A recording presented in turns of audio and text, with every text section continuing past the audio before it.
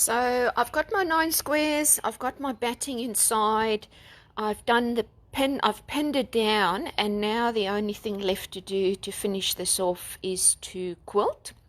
So quilting is normally done by hand. Yep, this is a quick quilt, it's on the machine. So I mentioned right at the start that I have this ruler that I used. It got all damaged because it's really old, but it's the exact right size for measuring to put the pins out. So I still keep it and really like it. My other one is much wider. So this one's 4 inches. I don't know if those are inches, but anyway, it's 4 of these squares. So what I do is I pin the center. Just make sure that you put the pins in nice and snug, because they'll fall out, especially if you pin the whole quilt. Half of the pins fall out as you start sewing because it gets quite bulky, and then you've got to find them, because what I do is I keep track of exactly all the pins I use. So I didn't have 2 full ones of these. I had 1 full one, that's all on the quilt, and this one I've got to fill up that space there because I didn't have enough pins. So pin the center, and then there are lots of different do your quilting. Some people quilt on the edge around like this, and there's other designs. Just go look it up, log cabin quilt and how to quilt or something. I'm sure you can find lots of videos on it. I just do the same every time because that just works for me and I don't have to think about it.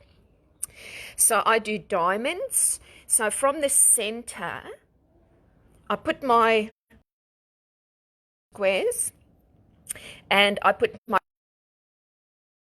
now, if you remember the looks, this was my dark, so that's the edge of my center square, and that's the edge of my center square, and that's the edge of my center square, and that. So I'm just going from from center to center around. So the other way I do it is this ruler will cut straight through the corners,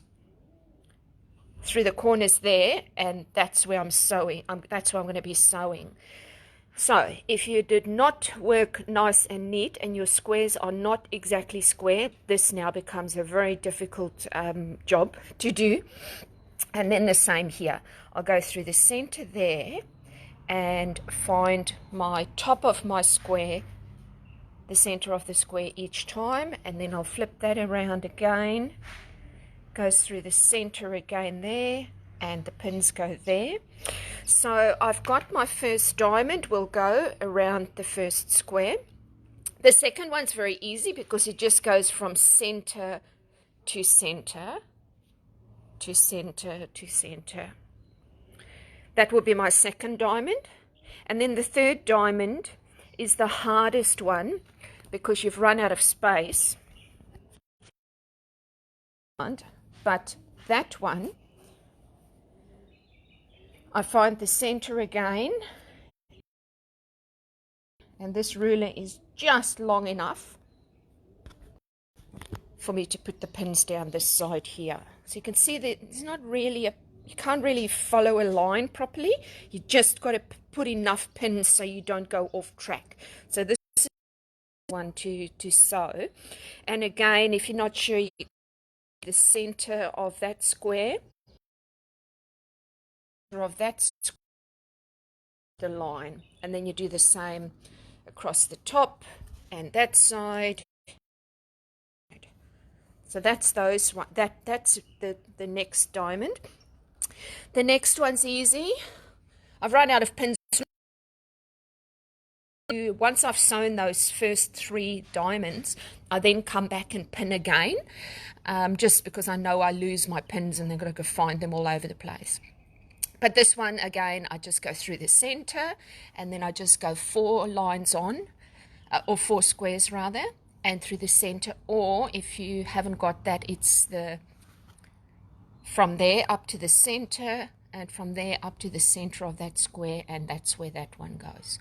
So once you've got the pins in, you just, Jackie, this section here, I haven't actually sewn that together yet.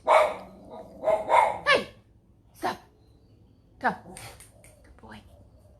I haven't sewn this together yet because I've got to change the color of the thread, and at the moment I've got blue, so I'm going to leave this until the end because I'm not changing it now. So on my machine, get my chair. Make sure you have gone back to straight stitching, because it would have been, mine was on zigzag for the last time I sewed. So now a little time's gone by. If you don't put it back straight immediately to straight stitching, you start quilting to discover that you're going zigzag, and so I make or back on straight. And I've been using 2. You can adjust that a little bit, it could be bigger, but because the quilt is quite thick, it's not that easy to do really small stitches, so I tend to change that up a bit. I can't remember what size I'm going to do, so I'll go and adjust that. And then this is ready to go. I've put my foot on so that it can do. There, done.